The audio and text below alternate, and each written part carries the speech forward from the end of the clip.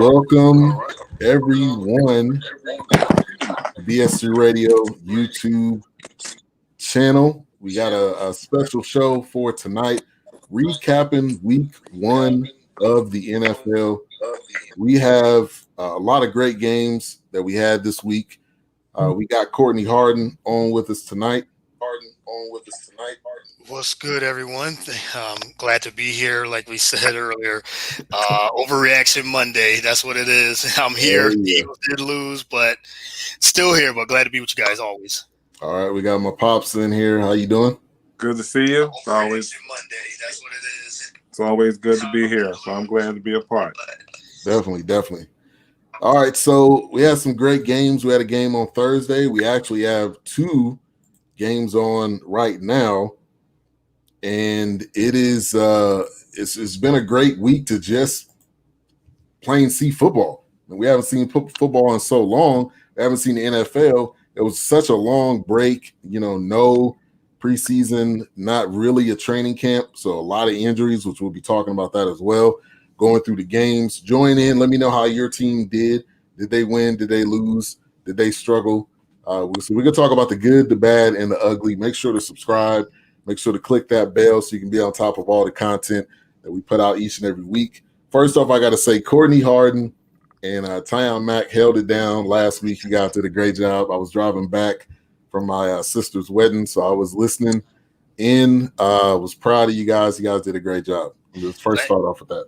Thanks, appreciate that. We try to hold it down as much as we can, and it was good to still get content out on Monday. So it was a good time with me and Tyon. So, like I said, we always do that for you if we have to. So definitely.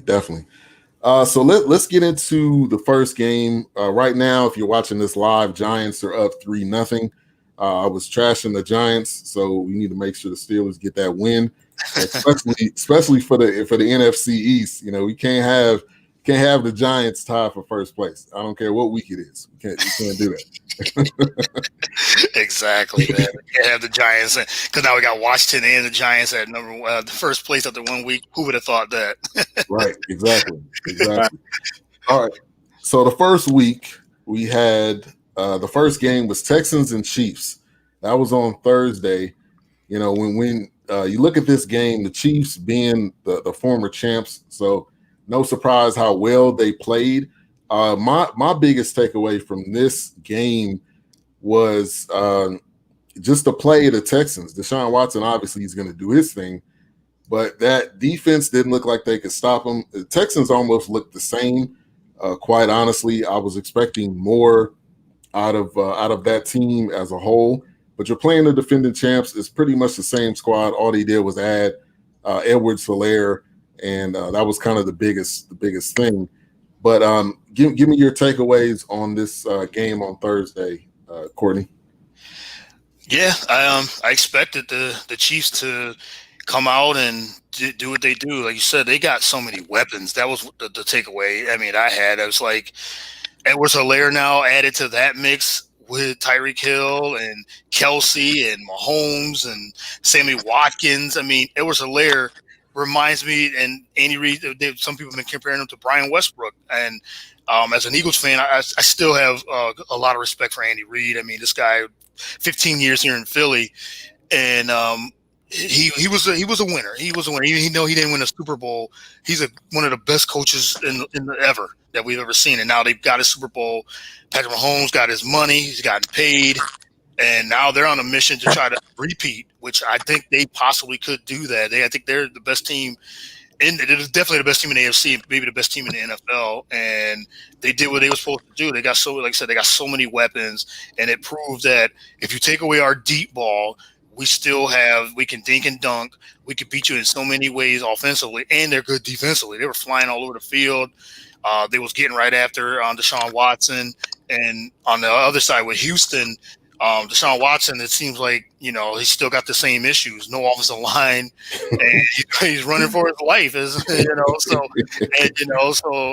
DeAndre Hopkins had that career monster game, and I know we'll talk about that with Arizona. So he lost his number one weapon. David Johnson looked good. He looks fresh for the first game, but other than that, it just seemed like the Texans are They should be they will be good, but man, Kansas City was just too much for them. Yeah, and you made a great point. DeAndre Hopkins, which you don't have. Now, you got to give props to Will Fuller. Will Fuller had 8 receptions, 112 yards. Obviously, it wasn't enough, but you're going to miss DeAndre Hopkins because all you got to do is throw the ball in his vicinity. His hands, he's got to have the best hands, I think, probably in the NFL. There's passes he's caught with just his hands, and his hands are like up here. Or plenty of times he's done it to the Cowboys, but I think that's gonna be a big problem for them. The other thing is, can the defense stay healthy? Specifically, J.J. Watt, which we talk about this, every year. J.J. Watt somehow, some way, is not able to make it through a season. So we'll see what happens with both of those teams. But the Chiefs were too much, and the Chiefs are a well-oiled machine. Going into this next season, especially with the experience and the Super Bowl win. But Dad, anything else you wanted to add on to that first game? Well, y'all pretty much covered it, but since this is social justice period, I'm not going to say week or month or quarter. This is a social justice period, and considering this was the first game, after watching the NBA and all that they did, I was a little disappointed with how the NFL started. I was proud of what the players did. That Mahomes and Watson agreed to come together on the field, and that was very encouraging. How they locked arms and how actually the Texans stayed in during the national anthem. And they actually did the national anthem, and they did the it skips me right now. What's the black national anthem? Lift every voice and sing. Right, lift every voice and sing. Right. So basically, I thought that was a good move for them to stay in the locker room. But then when the Chiefs, you look at only one person kneeling, and out of the whole team, which was disappointing. So. That was disappointing when you look at where the NBA has come from and how far they have gone as far as social justice and making a stand and taking a stand. And then I guess the most disappointing part was out of the only 2 stadiums that are having a percentage of fans, Florida and Missouri or Kansas City, the percentage that they had, about 60% who was there booed when they were locking arms. Yeah. Now, that was disappointing. Hopefully, that they can come together. They came together as a team, but as a country, just see how far off that we are now when it comes to social justice and police brutality and actually being on one accord. And, Ryan Clark made some comments that was very fitting and I thought very enlightening when he was on First Take, because a lot of the commentators say, well, the fans are tired of the social justice messages and Black Lives Matter. They just want to get along with the sports. They just want to have some fun watching football. And then a lot of them say, well, that may be the case, but they're concerned about how it's infiltrated into the athletic realm, and they want it to be separate as far as protesting and sports. But then Ryan Clark made a very eye-opening comment. He said, well, if they were joined and locked arms for breast cancer, everybody would stand and clap. If they were joined and locked arms for, there was some other outstanding, for the armed forces, if you were standing for the military, especially since we just had 9/11 and how the country came together because of that terrorist attack, they would all stood and clap. But for them to come together as two teams, black and white athletes and players, on an issue of protesting racial inequality, police brutality, racism, discrimination, when they come together for that particular cause, then people find it okay to boo. So it just goes to show you how far we have to go when it comes to a country being on the same page when you're dealing with systemic racism and how half of the country are not concerned or do not want African Americans to have equal rights. They prefer the status quo, and that was very eye-opening during that first game. Yeah, and you really made a great point, and I think that to me just kind of seemed like you don't like anything. You don't like when people kneel. You don't like when people stand. All they're doing is standing up and saying, "Hey, this is my brother next to me. I don't care if he's white. I don't care if he's black. I don't care what he is. I'm gonna stand in solidarity with them just because we're all brothers. We're all in this fight together. This is not a black or white fight. This is a human race fight." So when I seen that, I was thinking like, you just don't care about humanity if you're having an issue about this. They weren't kneeling at all. They weren't doing anything that would put a negative light. To me, that is like that's just basically locking arms. That's like marching. That's like Martin Luther King. That was peaceful. I mean, that was as peaceful as you can get right there. So I don't get it. JJ Watt also made a comment and came out and said he didn't understand it either. It just doesn't make sense. And when you have that limited amount of fans and you're booing for that reason, to me, that just again shows the light that we're in as a country and just how far we have to go. That we're not close to being unified or seeing things not even eye to eye, but just somewhat seeing things together and not being so far apart. So that was disappointing. I definitely agree with you there. Yeah, and then just to add to that, just a quick comment on that. It was interesting that you had the fans in the stand, as they said, in Kansas City, and they paid money to boo. To boo unity and to boo, them locking arms, and they didn't kneel. And it was, that's why I don't get, like, you paid money to do that, and you could have stayed home and did that, but you paid money. They had 25% capacity, which was still, I think I said it was 12,000 people in the stands or something like that. So why would you pay money to boo something that they were trying to do together, like I said, for unity, to fight against racial injustice and racism and police brutality? You would think that you're right. We have a long way to go. You would think that this was something that they wanted to show unity, and that's why I think the NFL itself has a long way to go. The NBA is doing the right things. The NFL is trying to do the right things, but the fans, for some reason, us as fans and just people in general, we have a long way to go. Yeah. Yeah. Hey, T-Rod, thank you for tuning in. He said he'll be coming on in about 5 minutes, so we appreciate your support. As always, your gift will be in the mail this week, so you will be getting that real soon. Thank you for your support. But yeah, let's move on. We had a full slate of games on Sunday. Before we get into Sunday's games, I did want to bring up give me one takeaway each that you guys had, or if you got one or two from Sunday's games that kind of surprised you or maybe shocked you. I'll start off with mine, and I said this earlier on the weekend wrap-up show. Cam Newton started off with the Patriots. Cam Newton had a rushing touchdown. That was his first ever touchdown.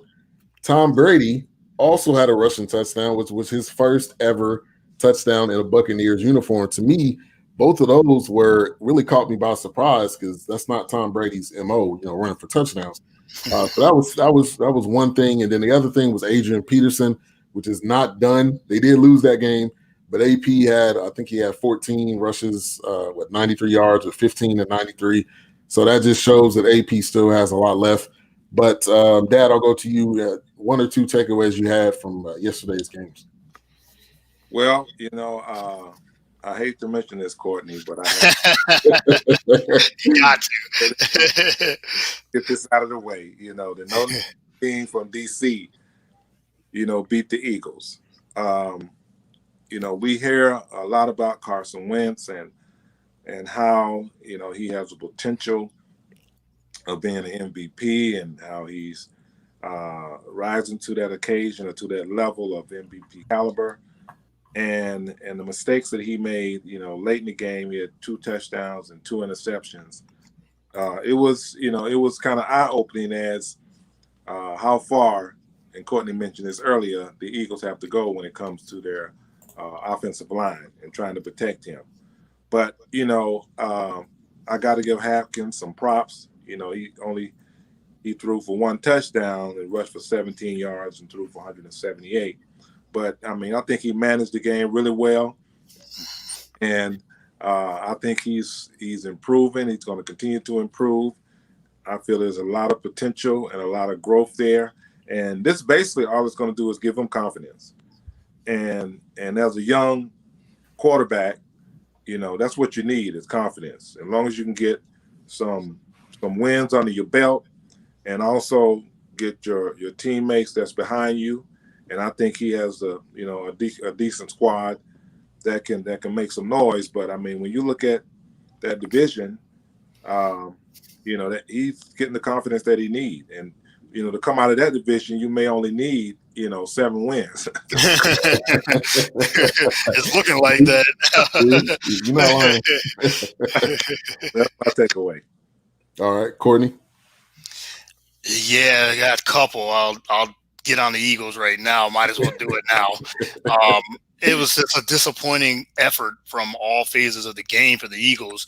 Nothing against Washington because their defensive line, their front 7 was solid last year. So, that was no surprise that they were going to get pressure on the Eagles and their offensive line, especially when the Eagles' offensive line was so decimated with injuries. Even before the game started, Lane Johnson, he was out. And, they got Jason Peters on the left side. He came back and he's playing but he looks like a shell of himself. They brought in guys that were 3rd string that they had to put in because they were just losing guys left and right. They lost one of their rookie guards that he went down yesterday. And so that was part of the reason I think the Eagles lost. Another reason was Carson Wentz. And you guys both know how I'm a huge fan, love Carson Wentz. I'll defend him I'll defend him. But, the plays that he didn't make was part of his problem too. It was part of the problem that they lost. So it was the bonehead plays, holding the football too long, just some of the decision making. And you would think now by his 5th year, and Max Kellerman, he brought up, and people think that Max Kellerman hates Carson when he's like a hater of Carson. Well, there's some parts of that, but he tries to speak a little truth to it. And I was agreeing with him what he was saying today that Carson Wentz at this stage of his career now has to be able to. Can't go for all those home run plays anymore. You have to give what the defense gives you, and take what the defense gives you. And sometimes he's tried, he'll make some wild plays and he could be elite. There's parts of his game where he's very elite, strong arm, can get out of the pocket, can pass out of the pocket, can run. And he makes those plays that only certain quarterbacks can make, like Mahomes and Aaron Rodgers at his best. And, got plays that he can extend plays. Russell Wilson, Carson Wentz can be that, but then there's other times where he makes those plays where he's holding the ball. He overthrew Deshaun Jackson on a play where he got open. So yeah, there's those minor things. He can clean it up. I think he will. He said himself that he takes full blame for, and I think Doug Peterson got to take some blame too. Carson Wentz got sacked 8 times, a career high. You would think okay, we still got to run this football, even though we did lose Boston Scott. Miles Sanders didn't play, another key guy that's for the running back position. For the Eagles, they're our number 1 running back, and Boston Scott, our backup, he went out. So you would think we still can run the football, at least try to run that more effectively. But he wanted to put Carson Wentz out there on an island, and Carson Wentz, he just seemed like he got rattled, and he didn't know where to go. So he kept getting hit. And so so the Eagles, they were very disappointing. They had a 17-point lead, and they blew it. So that goes to that they take blame. I think it's blame on a lot of different things. Defense played well, but the offense, they got stuck in the mud, and once Carson started turning the ball over, then it just a snowball effect. And my last one is Russell Wilson. I predicted him he was going to maybe try to win MVP this year, and he's on the right path right now. The whole slogan is, Pete Carroll said, let Russell cook. So he let him cook yesterday, and he was cooking. He was cooking like how they say Chef Steph Curry be cooking. So Russell Wilson was cooking yesterday. They beat Atlanta, so I'm glad to see they're finally going to let Russell Wilson maybe beat teams now with his arm, and now maybe he can become that MVP that I think he might get if definitely Seattle is in the mix for a Super Bowl. Yeah, definitely. He should be in a conversation every year just because of his skill alone. And he's never really had a T.O. or Randy Moss. I mean, he's had close to that. I mean, I think all of his wide receivers are good.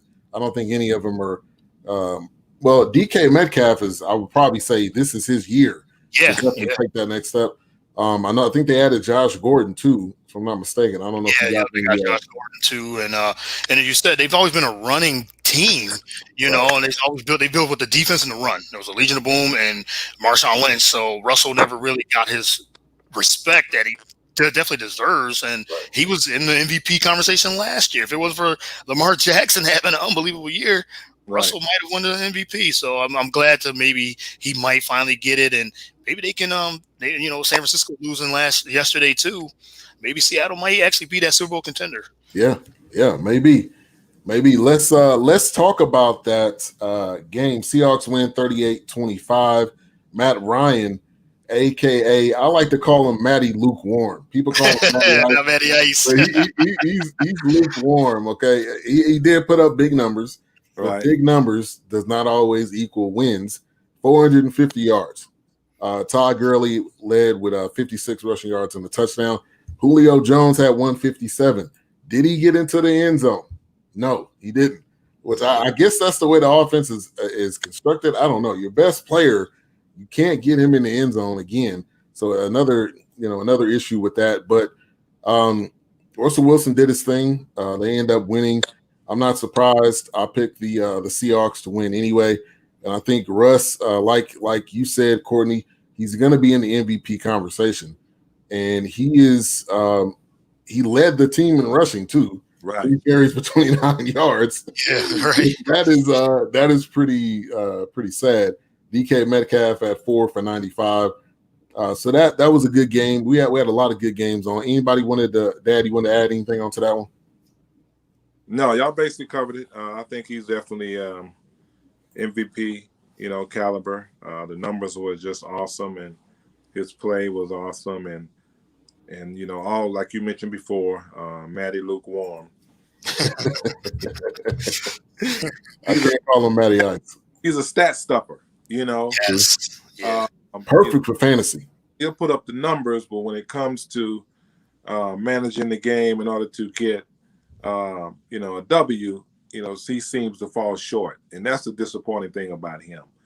And like you mentioned, Julio Jones, they'll target him all the way down the field, but when they get to the red zone, for some reason, he tends to go a different direction. So it's another trend that's going to continue this year, looks like. So that's basically it regarding that game.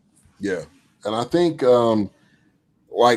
you can't just toss the ball up to him. I mean, I don't know how tall Julio is, but I'm assuming he's got to be over 6'4".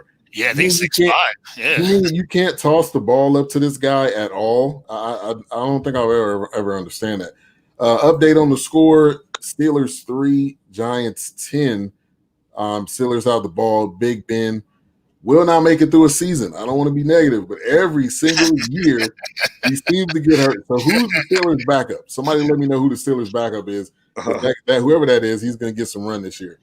But let's move along to the next game. Jets Bills. We're not going to spend too much time on this one. Josh Allen pretty much did everything. 312 yards passing, 57 yards rushing. The Bills look very good. They were in the driver's seat to win that AFC division. I don't know now because Cam has come out with a vengeance and you got Bill Belichick. So the Bills probably still won't win. It'll be another year of the Bills hoping that they can win in the division. But you guys got any takeaways on this one before one of you guys go? Le'Veon Bell is going to miss some games, some weeks. Yeah, he had a hamstring injury. He didn't even play, I think, the second half. But Courtney, you want to add anything onto that one? Yeah, the Jets are the Jets. It seems like, unfortunately, I mean, they just can never get it right. And now Le'Veon Bell's out. Yeah, I picked the Bills to win this game too. Josh Allen, he said 312 yards, 2 touchdowns. He's got weapons now, so you got John Brown, you got Stephon Diggs over there, Cole Beasley. They have the weapons. They got a solid defense as well. Buffalo's just going to be a solid team. They're going to be right in the mix in that AFC East. But as you said, New England with Cam and Bill Belichick and Josh McDaniels, man, I'm telling you, he's gonna unlock something in Cam like that. Cam's never, even for his MVP years, there's that skill set that Belichick and McDaniel's gonna unlock with Cam is gonna be something to watch. But yeah, Buffalo looked solid the first week. Like I said, they got a solid defense, and if Josh Allen just improves just a little bit, Buffalo will be much better than they were, and they were good last year, so they'll be much better than they were last year. Yeah. Josh Allen is taking that next step, and I mean they did play against the Jets, so you can't give too much confidence in this. Another overreaction Monday, but again, right. The Bills did play well. Got to give them their props. Dad, you want to add anything onto that one? No, y'all covered that one. Okay. All right, keep moving right along. We had Bears-Lions. This one was a good game. Matthew Stafford, 297 and a touchdown. Adrian Peterson, 14 for 93. But the biggest point of this game was DeAndre Swift. Young man, catch the ball first and then try to make that next step. The game would have been over if he would have caught that pass. Really should have been a win instead of a loss. Another week for the Lions, and shout out to the Ear Hustling podcast. They're over on Facebook right now talking about their Lions and how depressing they are with that loss. But hey, it's gonna happen. Dad, you want to kick us off? Anything you want to add on to this one? Well, I have to start off with the Tar Heel. Trubisky. I got my the Tar Heels won Saturday as well, since ACC is playing football. But I see some great strides and improvement in him. He had a solid game, 242 with 3 touchdowns. So I think he's going to continue to do well, continue to improve. He had 3 runs for 26 yards. So I was impressed with his play. Stafford, I'm always been a Stafford fan, but he kind of reminds me of Matt Ryan. I mean, he's a very good stat stuffer, but when it comes to the clutch and it comes to closing out, I know DeAndre Swift made that error. But it's always, when you look at his stats, 297, 1 touchdown, one interception for Stafford. He tends to play well, but getting them over the hump, Adrian Peterson played well, 14 yards for 93 yards. So I'm a big Adrian Peterson fan since he came from the no-name team. They traded him. But my main takeaway from that game is Trubisky. I see the growth, and I also see, the potential. He can basically protect the ball, and as long as he continue to manage the game, he got some pretty good receivers. Anthony Miller there with 4 receptions at 76 yards. So I think the Bears will be okay this year. Okay, all right. Courtney, I don't know if you wanted to add on to that. Yeah, it's interesting, that game. I was looking at the score, and Trubisky, he was off in the beginning, like the first half. I'm like, might be a Nick Foles sighting before we even know it. I was like, did they make the right decision to starting on Trubisky? But then he settled down, and as we said, it's overreaction Monday. But even throughout the Sunday, you're like, what's going on? Like Trubisky being Trubisky again? But then he settled down. And finally decide, okay, we can win this game. And Detroit collapsed in the end. They had this game won. They were up big, but another team that just squandered their lead. And right now, the first week is one of those things where there was no preseason, it was limited training camp and things like that. So these first few games going to be like preseason games in a way where you're going to lose leads and things like that. So, props to the Bears for showing some resiliency in the first week. Yeah. And the Bears I think the Bears are one of those teams where they play well, early on, but it's always towards the end of the season where they start to struggle, towards the middle and the end of the season. So we'll see what the full season looks like. We got a long season. It's only week 1, but you got to give props as we continue to go along through each week. We had one of the biggest rivalries in the NFL, Packers Vikings, week 1. Like what a matchup to put on week 1, which I thought it was great. I got to give a shout out to the Vikings for bringing George Floyd's family there. They didn't sound I think they call it the Gillahorn, or they didn't sound that off at the beginning of the game. So paying respect, I think that's the right thing to do. He lived in Minnesota, and I think that's the right thing. Pay respect. But Aaron Rodgers picked him apart. That bad man. A-Rod, bad man. 364, 4 touchdowns. Aaron Jones led the game with 66 rushing yards. Devontae Adams had 14 receptions, 156, 2 touchdowns. The Vikings did not have a chance. They scored 24 in the fourth quarter trying to make a comeback. But at the end of the day, you're not beating Aaron Rodgers. I don't care what team you are, even if you're the Cowboys, they're not beating them either. They've tried multiple times and they failed pretty much every single time.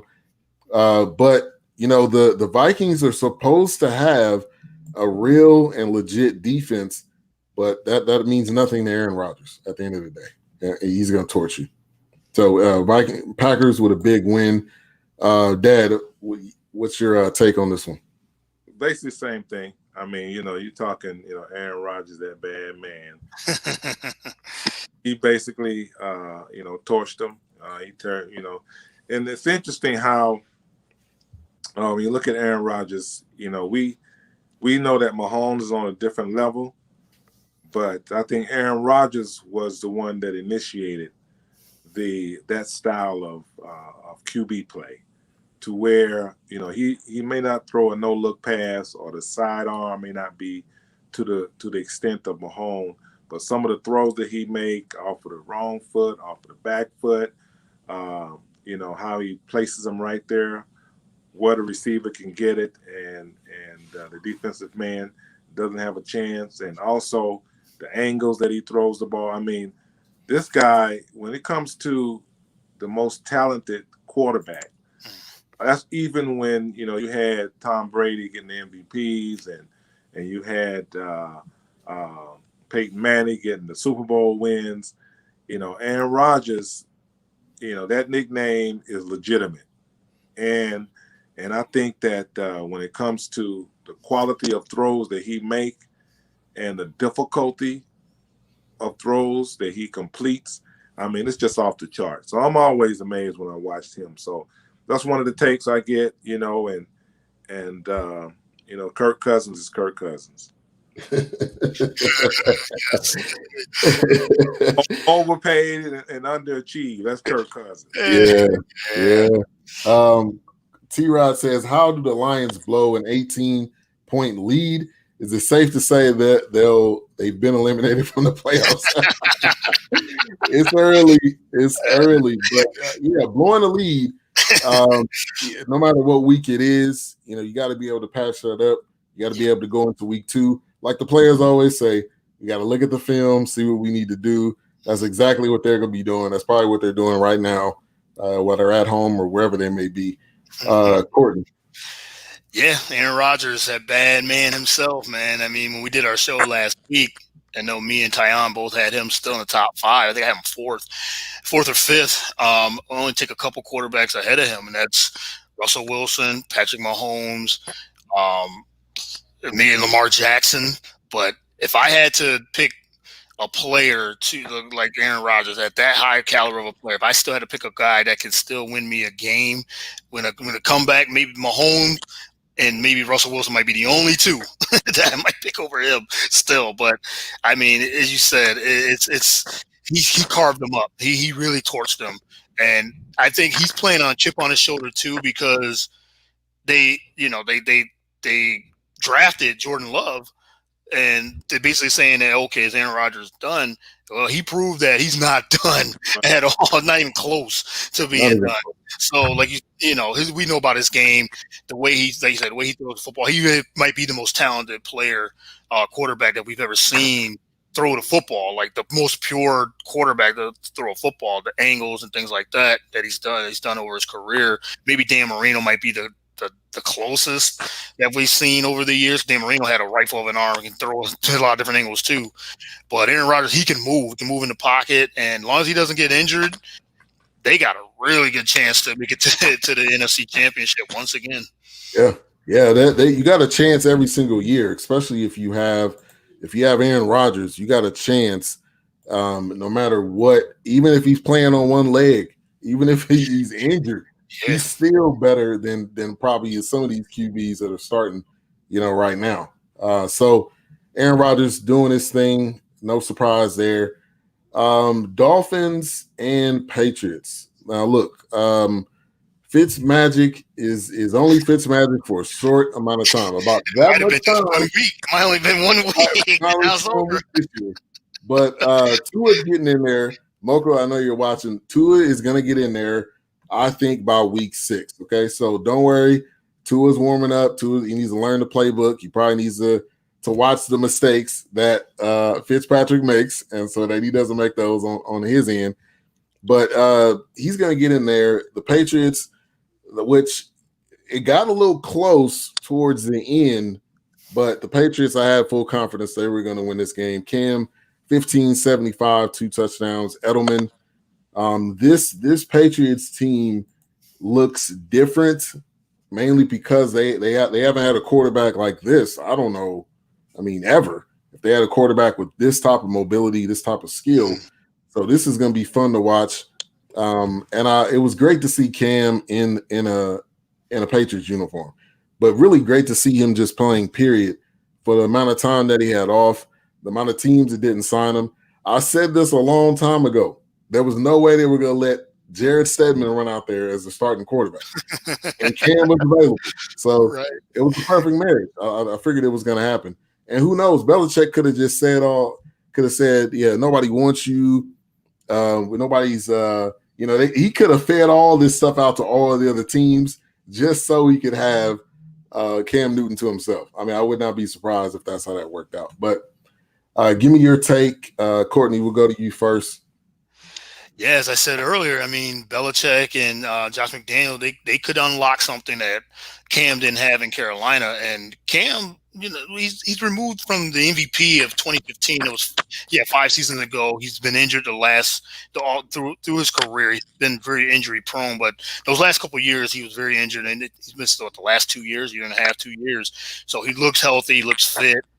He was running around, moving around, and you brought up a good point, Ben, about New England's never had a mobile quarterback like this. Jacoby Brissett might be the closest thing they've had to a mobile quarterback, and he only played a couple of games when Brady was suspended. And so, but it's that system. I think Bill Belichick's system is going to work, and it's scary to see what they can do with Cam Newton. And he was moving around. He still has a rocket of an arm. As long as that shoulder can hold up, because I know he's had shoulder surgery before.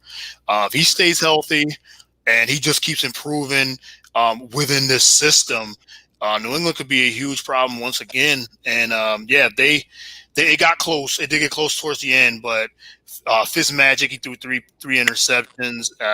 It is probably over with. He, like someone said in the comments, by week 4. It might be week 4 or even sooner than that.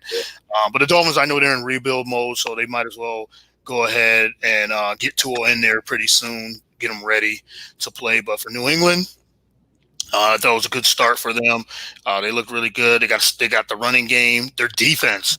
I mean, they had a good defense last year, so they brought a lot of people back. So they're gonna be right in it too once again. Yeah. Shout out to Off the Stoop podcast, friend of BS3 Radio. He said I give Tua start by week 4, and it's 4-6. I'll definitely give you that. But click on his show or look it up.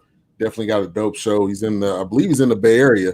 So he took a picture, like pause real quick. He took a picture of what's been going on with the air quality, which is just crazy that's over there. And San Francisco didn't the 49ers played in San Francisco, or did they play in They played Santa Clara, actually. Santa Clara, yeah. But I didn't see any issues with the air quality. I don't know if you guys seen anything that it looked off or anything, but maybe it may be starting to clear up.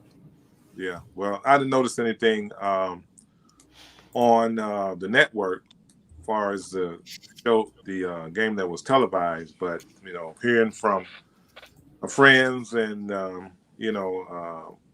family members from some members of the church, it's still pretty bad. The air quality is not the greatest, so they still need our prayers. But yeah, they went on with the game. Yeah. All right. Anything you wanted to add on to Patriots Dolphins? The only thing I wanted to add is it was good to see, Cam, back to itself and doing what he does. But just concerned. I mean, 15 rushes to be the leading rusher. Considering shoulder surgery and also his foot issue, and that touchdown that he ran. I mean, he got hit, and I was surprised that he shook that off. But Belichick, he's the mastermind. He's the mad scientist. So I'm pretty sure he's got some method to his madness, and I hope his method is not get all you can get from Cam and pay him the minimum, scoop them up, here. And I know Cam, he's playing for a future contract, and he's betting on betting on himself. But when I see those 15 rushes, and that was the concern we had earlier in his career, that he was running too much. And I think it was said that 15 of those rushes out of 15, 12 were actually called rushes for him. It wasn't scrambles; it was actually called rushes, and we.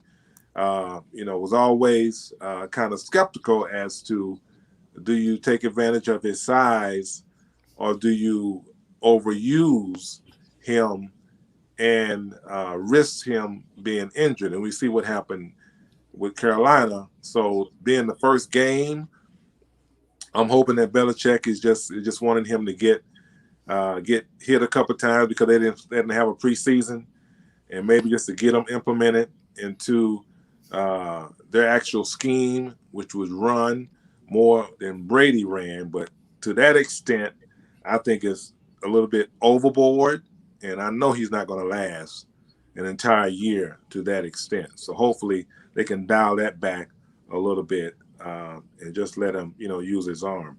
But that was my only concern and my take from that game. Yeah, and that's always been a concern about Cam, and you don't want to run him in the ground. You don't want that to be like your main thing, is to have him scrambling around, because that's not good on any front at all. If you got to have Cam scrambling and doing so many different things just to try to get first downs or get the chains moving. Let's go to, we're going to touch on 2 more games since we are getting close to about an hour.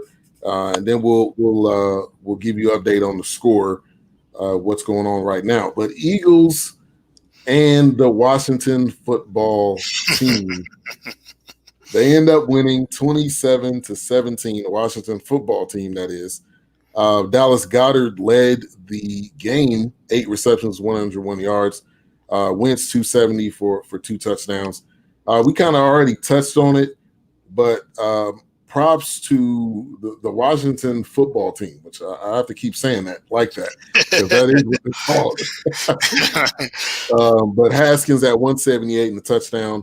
the running game on both sides was extinct. There was no rushing, really going on at all. Boston Scott had 35 yards. Them not having Miles Sanders, I think, was a big thing. And then on the other side, Antonio Gibson had 36 yards. So anybody fantasy-wise, and my fault, I started Boston Scott. I shouldn't have done that. I had him too on DraftKings. Good Lord, he didn't give me that much of anything. But Courtney, I know you kind of already touched on it, but anything else you wanted to add on to that loss? Like I said, embarrassing, disappointing. Like, it's one of those things where you lose a lead. They were in control. The Eagles were in control. They were up 17-0, and then they, Carson Wentz tried to go, throw a deep ball and gets picked off. That was his first interception. It was right before the half, and the Washington got momentum. They scored, got momentum, went into halftime down 17-7. And the wheels fell off after that. Like I said earlier, the injuries, Carson Wentz's uneven play, just very bad play on his part. And he threw 42 times. Like, we get it. Like you said, the running game wasn't working, but you still have to kind of get a more of a balance. Got to establish the run. They rushed 17 times, and 9 of them was from Boston Scott, and then he gets injured in the third quarter.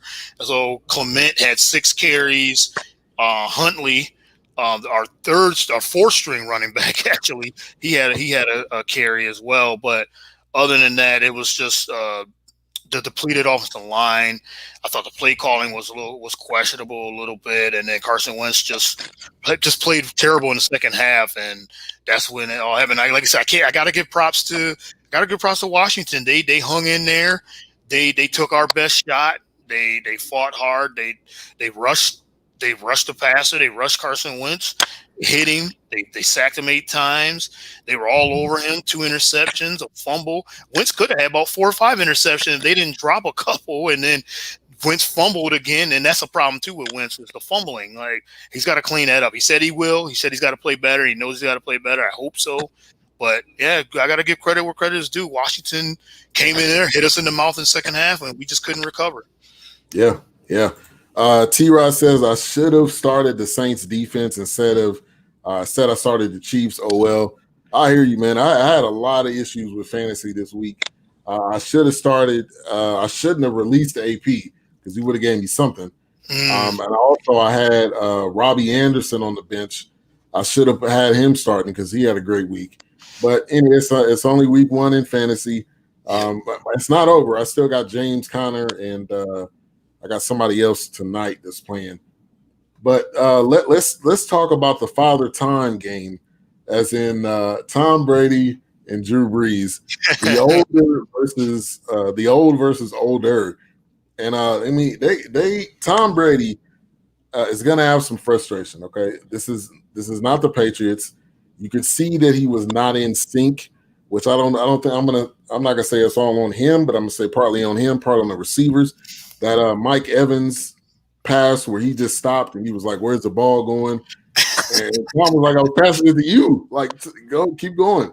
So I mean, there's gonna be some struggles here, but to me, this just shows that the Saints were ready. They were firing on all cylinders. Now they didn't really have crazy stats, but I believe they had 2 pick sixes, one by Janoris Jenkins. I'm not sure who got the other one. But the Saints, they're going to continue to look the real deal, pun intended. Shout out to you, Courtney. But they're going to continue to, shut it down. And this team has been together. Like, everybody's been on the team the whole time. They had some gadget plays with Taysom Hill. Like, it was just pick apart the Buccaneers day. That's kind of what it ended up going to. So, Courtney, we'll go to you. You want to add on to this game here? Yeah, it's crazy that how we had Drew Brees and Tom Brady, as you said, father-time quarterbacks, future Hall of Fame quarterbacks, 2 of the greatest of all time, playing against each other and still playing at a high level. But, Brady's first game. I tell you this, I know for both of you guys too, it looked real funny with Brady over there in Tampa Bay with those colors on, man. My wife we were sitting there watching the game, and she was like, "Oh my God, I forgot Tom Brady got, he's on Tampa Bay." She's like, "Oh, those colors, I don't know, I can't get used to this." She said, and we're watching that, but yeah, he had not so, his game was not so good in this one, and even Drew Brees said it. He didn't have a good game either. He said him and Sean Payton, they hurt themselves. They said that they thought that they had a pretty bad call of a game, but I mean, they did what they had to do. They won. New Orleans looked solid. Their defense looks really good.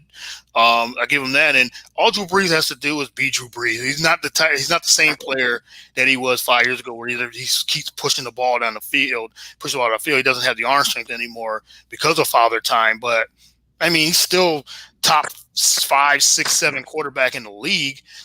So Sean Payton, he just calls a great game. New Orleans should be fine. Tampa Bay, I mean, it's hard to evaluate them now because there's only one game, but Tom Brady threw 2 picks. I think they say that's the first time he threw 2 picks in a game, and it says it's a long time. I can't remember what the year was, but it's been a long time. But I think they'll turn it around. They're too talented not to turn it around, but it didn't look promising after this first game. Yeah, and the amount of weapons that they have on that team is crazy. Even Gronk, Godwin, they just added Fournette, which Fournette didn't even get that much run. I mean, once it clicks, they're gonna be dangerous. It may take a couple weeks, but it's gonna be dangerous. Dad, you want to add on to that? Yeah, but before I get onto that, I just wanted to make a comment about the Washington football team. I want to give a shout out, to that former 49ers, former Chiefs, Alex Smith. He made the roster, and we all know about that horrific leg injury that he had. It nearly claimed his life. But he completed this comeback. He made the 53-man roster. So he was actually at practice last week. And so I just want to give a shout out to him. And, I don't think he's going to threaten Haskins' job at this point, but at least he's there. He can give the young man some counseling and some encouraging advice because he's been through the grind and he's been through the mill. So, so he's on the roster. So it'd be interesting to see, if Haskins start to falter a little bit, if they would, try to interject him in the actual starting lineup or as a backup. But I just want to give a shout out to him. I mean, just coming from, being in the Joe Theismann era, and this is how that horrific injury ended his career. For the technology and the quality of medical technology, how it has improved to a point to where, he's actually made the roster. So I just wanted to give a shout out to Alex Smith. As far as the Senior Citizen Bowl, I heard something today that was very intriguing, and it made me kind of ponder how far Tom Brady can go. And this is the third game when you include 2 of the last year's ending games. 3 games in a row, he threw a pick 6.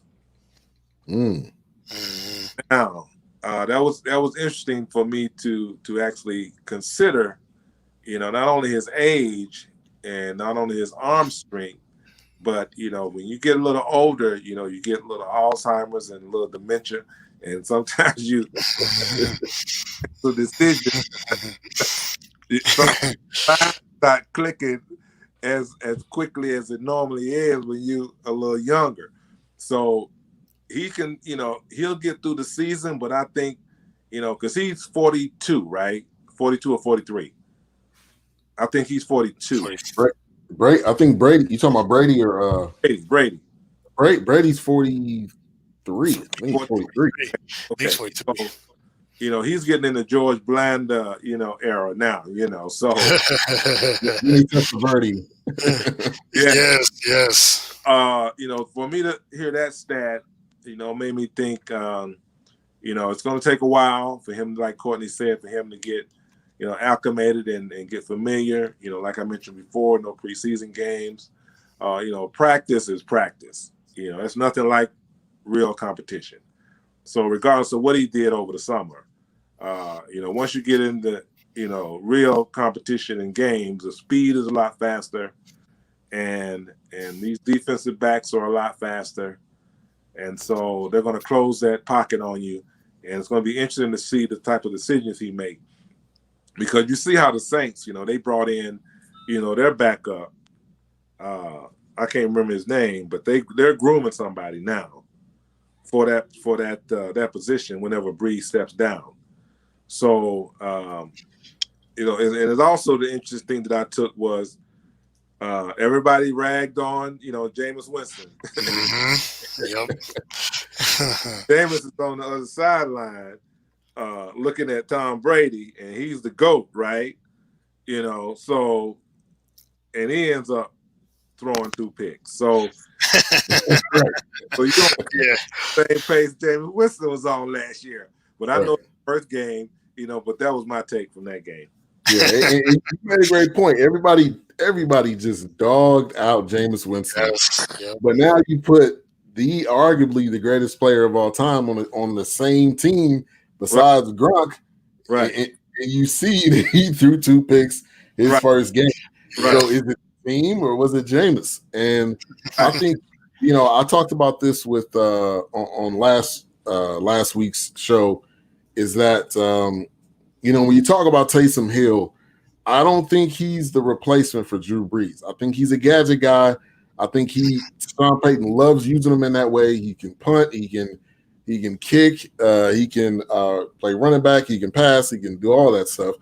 But I think this is Jameis Winston's job. I think this is Jameis Winston's job. I think once you get in that gadget role, to me, it's hard to say you're a gadget guy to being like the full-time quarterback. Yeah. I think that may be, and maybe Sean Payton sees it the other way, but I think if you bring Winston in there, you're not bringing him in there for 1 year just to be the backup. You got to be bringing him in there to hopefully he learns the system. He's going to dinner with Sean Payton. Him and Sean Payton are going bowling while they're talking about the playbook. They're talking about, hey, when am I going to get my shot? Let me get a couple minutes, coach. Yeah, that's what I'm thinking this whole thing was about, because Drew Brees is leaving after this year, so it's kind of all up for grabs. But I would probably pick Winston to be the starter after this year. Okay. Yeah, me too. I agree. I think, as you said, Winston probably was on the other side thinking, wait, it's Tom Brady. Like, I told you it wasn't just me. I told you that. So he's probably thinking the same thing. So I think, Winston, I think he will be the starter when Breeze officially retires. Hopefully he does not like Tom Brady. He's saying, you know what, I'm going to play another 3 years, or Brett Favre. Oh, I'm retired. No, I'm coming back. I'm retired. I'm coming back. I'm going to go to the Vikings. No, I'm going to go to the Jets. Right, like Brett Favre. So the last game we're going to get to before we end this thing, you already know what I'm about to say. The Dallas Cowboys that end up losing to the LA Rams. How about them Cowboys? Yeah, I'm surprised. I was not expecting that. Quick update on the score. It's 9-10. Steelers got the ball almost going into halftime, and James Conner and Saquon are not having good games at all. I got both of those guys on my fantasy, so hopefully they pan out better. But I'm not even going to say anything. I want you guys to give your takes on this Cowboys-Rams game, because I've already exhausted my my voice earlier on that. So let's see who we go to first. Dad, we'll go to you. Yeah, come to me first. But what I'm going to do? Let them have it. No. I'm going to go ahead and let Courtney handle the Dallas Cowboys game. But I just want to mention this. Since my son was born and raised in the Bay Area, and he seems to be a a traitor when it comes to his 49ers, because San Francisco 49ers, he had a 49. That was his first football outfit. About 5. You're taking it back. Summer Jam. Yeah. So I'm gonna let Courtney deal with the Cowboys and the Rams, but I just want to mention this. I got to mention this. Forgive me for going off script, but that 49ers and that Arizona Cardinals, Kyler Murray, I call him Little Man, Little Big Man. I just want to say, Little Big Man showed out. True. 230 yards rushing and 91 yards rushing and 230 yards passing. And they beat Kyle Shanahan's team. He always seems to get a lead, and then he tends to lose it. But, Jimmy Garoppolo, 259 and 2 touchdowns, and then Mostert, the running back, Raheem, only ran for 56 yards. So I was disappointed that the 49ers lost, but I was proud of that little man, Mary, and he got him a receiver now in Hopkins. I know he's happy as can be, but I just wanted to comment on that game. Courtney, you can handle the Cowboys in the ring. Hopkins with 14 receptions. Take care of my son for me. Right. You're lightweight. Yes. All right, Courtney. Be fair. Go ahead. I'm always fair. I'm as fair as can be. They just Cowboys are, as Stephen A. said, a walking accident waiting to happen. Stephen A. says it all the time. But just going into this game, it makes you wonder, like Mike McCarthy and some of the play calls. Was this Jason Garrett too? Was this the same exact thing?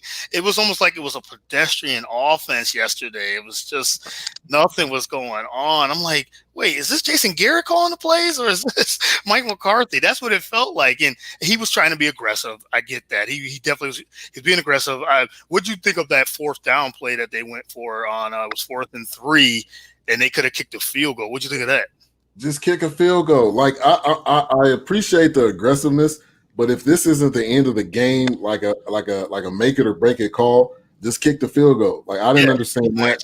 I didn't understand that. And hold on, let me say this: the defense got torched. Where's the quarterback? They got torched. Earl Thomas, where are you? Earl Thomas, I'm talking to you. Please come. They got torched. Yeah, they got torched. Malcolm Brown, he ran for career high 79 yards, 2 touchdowns.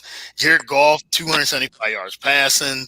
Robert Woods, 6 catches, 105 yards, and they was just running up and down the field against. Yeah. I mean, I'm surprised the Rams only scored 20 points. They could have scored 30, 35 points. It could have been more. Yeah. If Goff would have, if Goff, he got hit pretty much too. The Cowboys were on him too. They got on Goff a lot earlier, but it was just. The Rams just ran up and down the field against them, and the Cowboys just couldn't stop them. Zeke had a good game. Dak had an average game, but to me, it was just a play call. And it was the play call. Mike McCarthy, like I say, he looked like Jason Garrett out there. He just didn't do his clapping. That's about it. And here's the thing: they got the same offensive coordinator. Yeah. What's that guy's name? I'm drawing a blank right now. But they got that same offensive coordinator that is probably running similar plays. Like the dude couldn't create a whole playbook in an offseason. He had to use some of what Jason Garrett did, but I wasn't for bringing him back anyway, just because it didn't work last year. So what do you think? Why do you think it's going to work this year? And if McCarthy's better at calling plays, like you should have just took that reins from the beginning. But we'll move on. It's week 1. A couple things I want to say, which I said I wasn't going to say nothing, but I got to say something. CeeDee Lamb went off. CeeDee Lamb was a great pick. He was getting in there early and often. Gallup was getting the ball. Zeke is Zeke. You got a feed me tattoo over the stomach over the offseason. Zeke is going to eat. Dak did not have a horrible game. To me, the reason why we lost was just flat out the defense, man. We if you can't stop Jared Goff and he's just throwing it down the field over and over and over again, it's going to be hard to win. Shout out to Aldon Smith, one of the biggest positives of this game. Yeah. A guy that hadn't played in 5 years, and he started. That was a huge surprise to me. And he got a sack, and he was getting disruptive in the backfield. And Aaron Donald is Aaron Donald. He's got to be defensive player of the year every single year if he doesn't get hurt. Nobody can stop him. So I'm not surprised with that. But it was a week 1 game. Week 2, I think week 2 the Cowboys have, I believe, the Falcons. So that should be an interesting game. Is that at home? That's at home. That's at AT&T Stadium. Yeah. Week 2, as we're going through. Yeah, the Eagles got the Rams here. Rams and the Eagles, and then the Washington football team has the Cardinals. That should be a good game. We got some good games coming up for next week. Update on the score going into halftime, 16-10. It looks like the Steelers just scored, or they kicked the field goal. The other game for tonight, Titans Bucks. As we end the show, who do you guys have winning between those two teams? Courtney, I'll go with you. Go ahead, Courtney. Yeah, I'm thinking probably the Titans. I think that they're gonna go. I think they go on the run again. They made the playoffs last year, and as long as they have Derrick Henry and he's running over folks, he's unstoppable. So it's the Broncos, right? It's the Broncos and Titans, right? Right. Yeah, Broncos, Titans, yeah. So I think it's gonna be the Titans. I think they win this one. It's probably in a close game. Close, maybe 16-13 defensive game.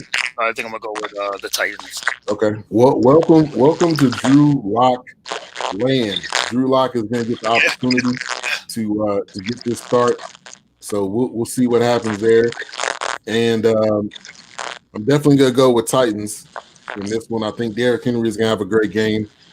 No surprise. MVP caliber. Dad, we'll go to you. Yeah. Like you said, they was in the playoffs last year, and they have some, when you look at running back and quarterback, they're pretty strong. So I think the Titans going to take that. Okay. I think we got a little bit of feedback on your end. I'll put you on mute real quick. T-Rod says Titans 27-20. I agree with that as well. But we are at the end of the show. Thank you guys for coming on.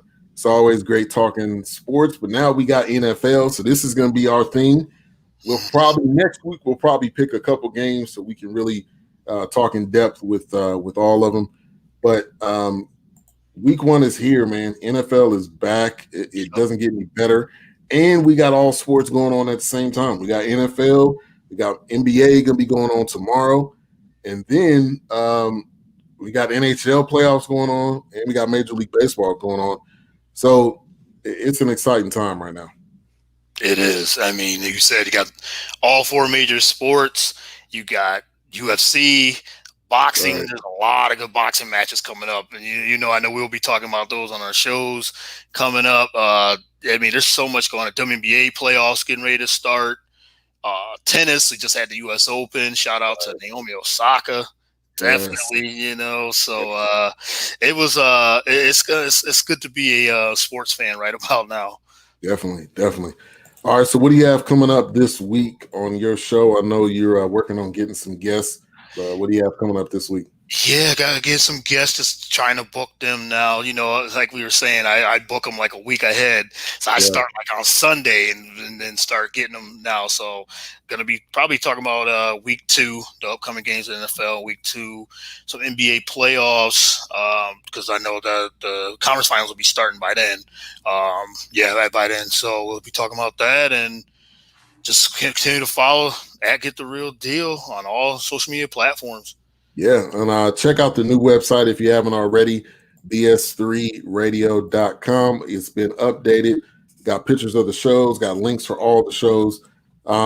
my dad's phone died, so he ended up bowing out. But the Suds or Us podcast is coming very soon. The logo is up on the website. It's on Spreaker.com/BS3 Radio as well.